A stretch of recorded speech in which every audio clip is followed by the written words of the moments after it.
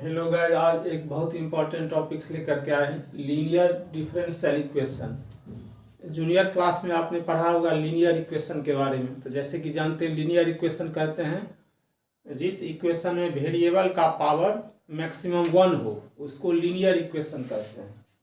जैसे आपने पढ़ा होगा x plus x equal to 3 या x plus Y equal to 4 या x plus y plus z equal to 0।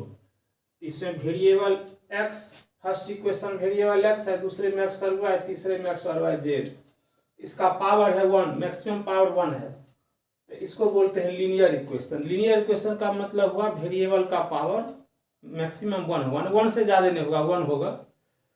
उसी प्रकार से डिफरेंशियल इक्वेशन को लीनियर इक्वेशन कहते हैं। लीनियर डिफरेंशियल इक्वेशन किसको कहेंगे? तो जिस डिफरेंशियल इक्वेशन में डेरिवेटिव का पावर, फर्स्ट डेरिवेटिव हो और डेरिवेटिव का पावर 1 हो, डेरिवेटिव का पावर 1 होगा तो उसको हम कहेंगे लीनियर डिफरेंशियल इक्वेशन। अब इसमें एक सवाल उठता है, जैसे ये हुआ डी और डी एक्स, फर्स्ट ऑर्डर का लीनियर डिफरेंशियल इक्वेशन है क्योंकि इसका पावर है 1। सेकेंड ऑर्डर का भी डिफरेंशियल इक्वेशन हो सकता है, जैसे इस टाइप में हम लिखेंगे तो ये भी हो सकता है d square y d x square d y y d x plus Y equal to 0। ये भी लीनियर डिफरेंशियल इक्वेशन है, लेकिन ये सेकेंड ऑर्डर का है क्योंकि इसमें सेकेंड ऑर्डर का डेरिवेटिव है।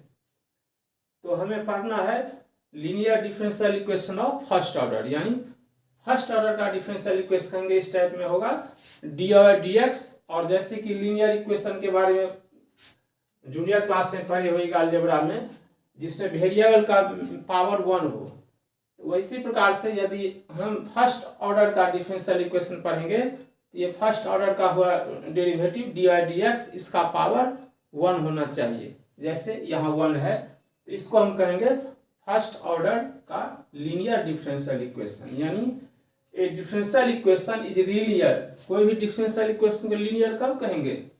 If the dependent variable y and it's derivative appear only in first degree. कोई डिपेंडेंट वेरिएबल y होगा और उसका डेरिवेटिव होगा फर्स्ट डिग्री में, यानी उसका पावर 1 होगा। फर्स्ट डिग्री का मतलब पावर 1। अब पावर 1 जैसे यहाँ भी पावर इसका 1 ही है, डिग्री इसका भी 1 है, लेकिन ये हो गया आपका सेकंड ऑर्डर का डिफरेंशियल लीनियर डिफरेंशियल इक्वेशन। लेकिन हमको पढ़ना है फर्स्ट ऑर्डर का लीनियर डिफरेंशियल इक्वेशन, यानी डेरिवेटिव, फर्स्ट डेरिवेटिव वाले डिफरेंशियल इक्वेशन और उसका पावर 1 ही होगा। 1 से ज़्यादा होगा, जैसे 2 होगा तो हो जाएगा क्वाड्रेटिक, जैसे पढ़े हुएगा जूनियर क्लास में। यदि वेरिएबल का पावर 2 हो जाता है जिस इक्वेशन में, उसको हम बोलते हैं क्वाड्रेटिक इक्वेशन। 3 हो जाते हैं इसको बोलते हैं क्यूबिक इक्वेशन। तो यहाँ पर हमको लीनियर का अर्थ होता है डेरिवेटिव का पावर 1 होना चाहिए। जैसे लीनियर इक्वेशन में वेरिएबल का पावर 1, इसीलिए लीनियर डिफरेंशियल इक्वेशन में डेरिवेटिव का पावर 1 होना चाहिए और साथ साथ डेरिवेटिव होना चाहिए फर्स्ट ऑर्डर का और डिग्री भी 1 होना चाहिए।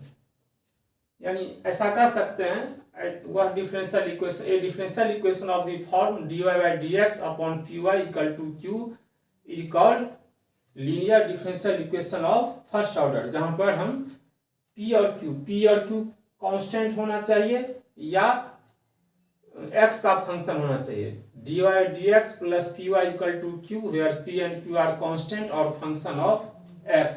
तब हम इसको कहेंगे first order linear differential equation. First order का मतलब हुआ डी डी एक्स का पावर 1 ही है। तो 2 टाइप का लीनियर डिफरेंशियल इक्वेशन होगा। एक तो होता है d d x plus p y equal to q, जहाँ पर P और Q या तो कांस्टेंट होगा या x का फंक्शन होगा। और दूसरे टाइप का होता है linear differential equation of first order d x by d y plus p x equal to q, और यहाँ पर P और Q या तो कांस्टेंट होगा या y का फंक्शन होगा। अब जैसे फर्स्ट टाइप का लीनियर डिफरेंशियल इक्वेशन डी और D x plus p y equal to q, इसका कुछ एग्जाम्पल दिए हुए हैं। अब जैसे फर्स्ट एग्जाम्पल लिए हैं डी और D x plus Y equal to sine X. D और D x plus Y equal to sine X. अब यहाँ पर आपको देखने पता चलता है जैसे जनरल फॉर्म में वाई के साथ पी है और यहाँ पर वाई के साथ कुछ नहीं है, तो वाई के साथ कुछ नहीं है तो इसको हम 1 से मल्टीप्लाई करेंगे तो कोई फर्क नहीं पड़ेगा। तो यानी अब पी के साथ पी के बराबर 1 हो गया, क्योंकि पी और क्यू क्या है, या तो कांस्टेंट है या एक्स का फंक्शन है। तो यहाँ पर पी के जगह पर 1 हो गया तो पी कांस्टेंट हो गया। अब चलिए क्यू के जगह पर क्या है, साइन एक्स, ये भी आपका एक्स का फंक्शन है। इस प्रकार से ये याद रखना है, linear differential equation dy by dx plus p y equal to q, where p and q are constant होगा या एक्स का फंक्शन होगा। तो एक एग्जाम्पल ये हो गया आपका। दूसरा एग्जाम्पल लिए हुए हैं dy dx plus 1 by x into Y equal to E की पावर x। यहाँ पर ऑलरेडी क्लियर है, यहाँ पर ये हो गया आपका p और ये हो गया q। यहाँ पर दोनों p और q क्या है, x का फंक्शन है। p equal to 1 by x हो गया और q इक्वल टू ई की पावर x हो गया। अब another form of first order differential equation, ये तो था dy dx plus p y equal to q के फॉर्म में था, और दूसरा डिफरेंशियल इक्वेशन का फॉर्म होता है dx by dy plus p x equal to q. यहाँ पर ध्यान देने की बात है, dy बाई dx तो y के साथ कोई कांस्टेंट होगा या x का फंक्शन होगा, dx बाई dy तो p के साथ टर्म होगा x, यानी x के साथ p होगा और इक्वल में q होगा। तो यहाँ पर देखिए dx बाई dy x तो p और q क्या होगा, या तो कांस्टेंट होगा या y का फंक्शन होगा। dy by dx equal to p y equal to q, तो ये p और q क्या होगा, या तो कांस्टेंट होगा या x का फंक्शन होगा। अब हम इस टाइप का एग्जांपल लेते हैं, जैसे dx by dy plus x equal to sine Y.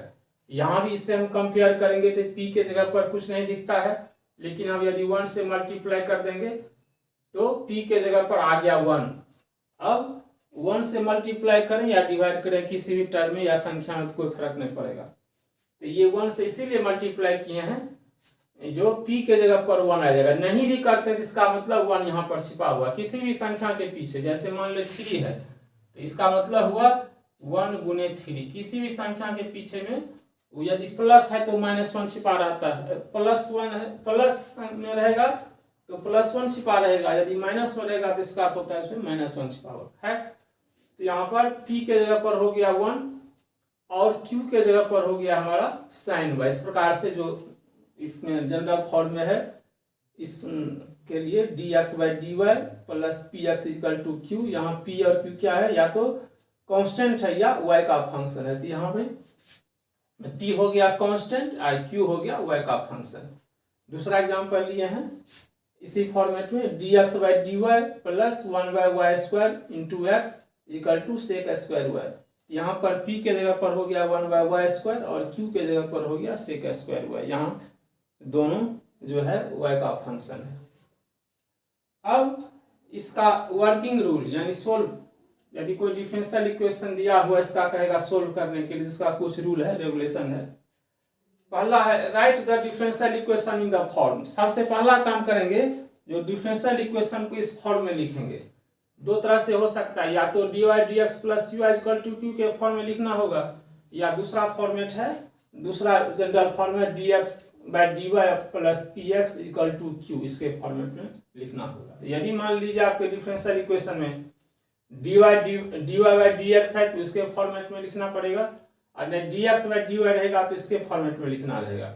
हूबहू हमेशा आपको इसी फॉर्मेट में नहीं रहेगा, उसको इस फॉर्मेट में कहीं कहीं लिखना भी पड़ेगा और कहीं कहीं हमेशा इसी फॉर्मेट में रहेगा। अब जैसे एक एग्जांपल लिए हैं x into dy by dx plus 2y equal to x square. अब इसमें मिलाइए दोनों से फॉर्मेट में किसी से भी नहीं मिलेगा। जैसे dy बाई dx वाला फॉर्मेट में मिलाइए dy by dx plus p y equal to q. dy by dx x से फ्री है लेकिन यहाँ पर x है तो हमको इस फॉर्मेट में लिखना पड़ेगा। तो इस फॉर्मेट लिखने के लिए पहले क्या करेंगे, ऐसे यहाँ पर dy बाई dx के साथ x है तो x से इसको फ्री करेंगे, यहाँ पर x से इसको फ्री करेंगे तो ये इस फॉर्मेट में dy बाई dx फॉर्म में आ जाएगा, ये पार्ट इस फॉर्मेट में आ जाएगा। अब हम x से कैसे फ्री करेंगे, तो दोनों साइड क्या करेंगे, x से डिवाइड कर देंगे, dividing both side by x। तो x से यदि डिवाइड करेंगे तो ये x से x कट जाएगा आपका, यहाँ पर x हो जाएगा और यहाँ भी x हो जाएगा। तो ये x से x कैंसिल हो गया और ये 2 के साथ नीचे में x हो जाएगा, 2/x हो जाएगा। और यहाँ पर चूंकि x स्क्वायर है और x से भाग दिए हैं, ये पावर 2 जो हट जाएगा, यानी केवल x हो जाएगा। अब हम कंपेयर करके देखते हैं, ये इस फॉर्मेट में बिल्कुल आ गया, dy/dx, यहाँ भी dy/dx, py, तो y यहाँ भी है, p के जगह पर हो गया आपका 2/x और यहाँ पर q, ये फंक्शन है x का, तो यहाँ भी आ गया q आ गया। इस प्रकार से p के जगह पर 2x और q के जगह पर x हो गया। तो फर्स्ट स्टेप तो ये हुआ, जो यदि आपको dy/dx plus py equal to q के फॉर्म में नहीं है, या dx plus dx by y plus px equal to q के फॉर्म में नहीं है, तो इसको इस फॉर्मेट में बदलना पड़ेगा। ये इस क्वेश्चन का पहला स्टेप हो गया जो हमने इस फॉर्मेट में बदल दिया। दूसरा फॉर्मेट है इंटीग्रेटिंग फैक्टर निकालना। इंटीग्रेटिंग फैक्टर को शॉर्ट में लिखते हैं IF। अब इंटीग्रेटिंग फैक्टर क्या होता है, अब जैसे इस फॉर्मेट में रहेगा तो y के साथ p है, यानी ये कांस्टेंट या x का फंक्शन होगा, तो इंटीग्रेटिंग फैक्टर होता है इक्वल टू e की power integration of p dx। यदि इस फॉर्मेट में है रहेगा तो इंटीग्रेटिंग फैक्टर होता है e की power integration of p dx। अब इतना करने के बाद, इंटीग्रेटिंग फैक्टर निकालने के बाद, उसके बाद सॉल्यूशन लिखी जाती है। कैसे सॉल्यूशन लिखी जाती है, right the solution of given differential equation है, इस प्रकार से इसका सॉल्यूशन लिखा जाता है। I into EF equal to integration of Q into EF plus C। I into EF Y into IF equal to integration of Q into IF plus C। अब इसी एग्जाम्पल का हम सोल्व करते हैं। जैसे इससे निकल गया, इस डिफरेंशियल इक्वेशन को इस फॉर्मेट में लिखे हैं तो P और Q का वैल्यू निकल गया। अब अकॉर्डिंग टू सेकेंड स्टेप के मुताबिक इंटीग्रेटिंग फैक्टर निकालेंगे तो e की पावर p dx, तो p का वैल्यू आया यहाँ पर 2/x, तो p के जगह पर 2/x dx। अब ये 2 कांस्टेंट तो बाहर कर लेंगे, तो integration of dx upon x, जैसे कि जानते हैं dx अपॉन x का इंटीग्रेशन होता है log x और पीछे में 2 है, तो ये 2 log x और एक log का फार्मूला होता है log a की पावर m बराबर m log a, यानी m log a बराबर log a की पावर m। तो m हुआ कांस्टेंट, यहाँ पर m के जगह पर 2 है, 2 log x यानी log x की पावर 2। और एक बहुत इंपॉर्टेंट फार्मूला होता है e की पावर log x बराबर x, और यहाँ पर e की पावर log x स्क्वायर है, इसलिए इसका वैल्यू हो जाएगा x स्क्वायर। इस प्रकार से मेरा इंटीग्रेटिंग फैक्टर IF निकल गया। अब थर्ड स्टेप में क्या है, y into IF equal to integration of Q into IF plus C। तो y और इंटू IF का वैल्यू निकले, इंटीग्रेटिंग फैक्टर x स्क्वायर आया है, तो y into x square equal to, अब q के जगह पर क्या है, इसमें q के जगह पर x है, तो x इंटू इंटीग्रेटिंग फैक्टर, तो इंटीग्रेटिंग फैक्टर है x स्क्वायर, तो x इंटू एक्स स्क्वायर, इसका इंटीग्रेशन और प्लस c।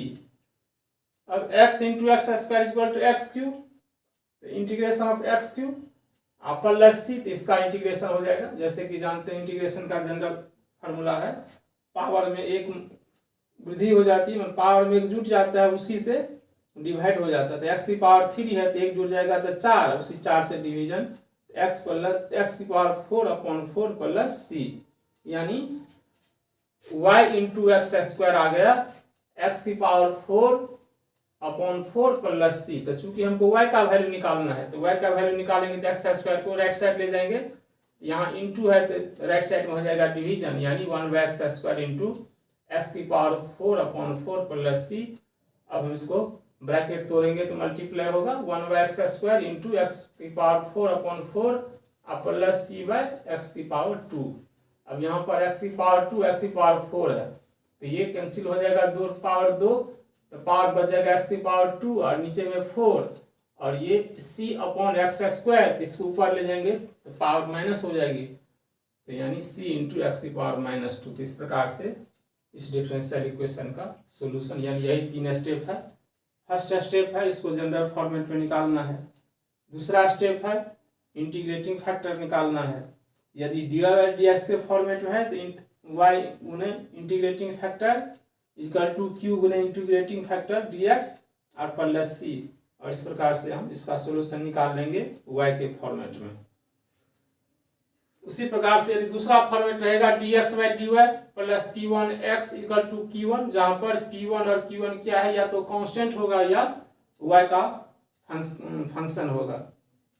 यहाँ इंटीग्रेटिंग फैक्टर हो जाएगा e की power integration of p1 dy, p1 होगा या तो कांस्टेंट या y का फंक्शन होगा।